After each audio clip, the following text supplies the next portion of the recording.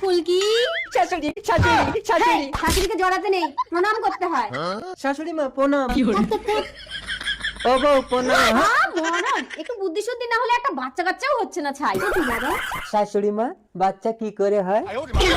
ওটা তোমার মায়ের কাছ থেকেই শুনে নিও। ঘরে আই ফুলকি। ও মা, আমি তোমার কাছে শোবো। আমিও শোবো।